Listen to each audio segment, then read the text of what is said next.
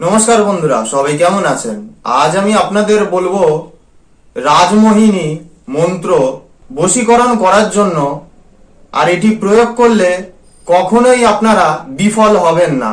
আজকের এই রাজমোহিনী বশীকরণ মন্ত্রটি আপনারা কোনো অসৎ উদ্দেশ্য নিয়ে কাউকে বশীকরণ করার জন্য বা অবৈধ কোনো সম্পর্ক, পরের স্ত্রী, পরের প্রেমিকা, এরকম ক্ষেত্রে আপনারা আজকের এই বশীকরণ প্রয়োগটি করবেন না।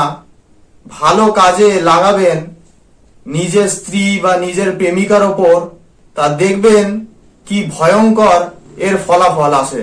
নিজের স্ত্রী বা প্রেমিকাকে আপনি যদি বশীকরণ করতে চান, তাকে নিজের করে চিরজীবনের মতো পেতে চান, তাহলে আজকের এই রাজমোহিনী বশীকরণ মন্ত্রটি সর্বপ্রথমে রাত্রিবেলা আসন পেতে বসে মন্ত্রটি ভালো করে মুখস্থ করে নিয়ে, তাহলেই মন্ত্রটি আপনাদের জাগ্রত হয়ে গেল।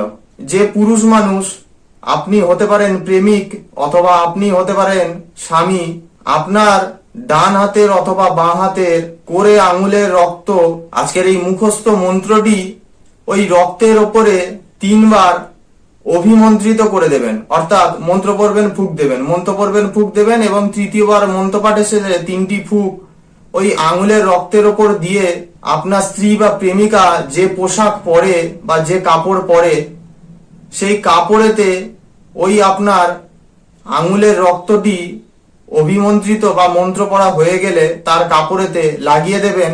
এরপর আপনার স্ত্রী বা প্রেমিকা যখন ওই কাপড়টি তারা গায়ে দিয়ে পরবে, আপনার ওপর আকর্ষিত হবে এবং আপনার ওপর তার মনের টান আরো বেড়ে যাবে।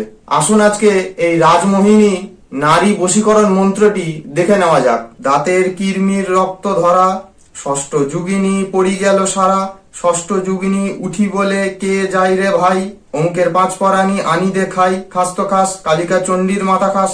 এই ছিল আজকের মন্ত্র।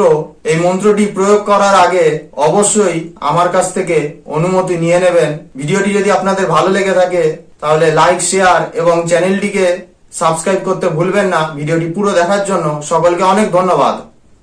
নমস্কার। জয় মা দক্ষিণা কালী।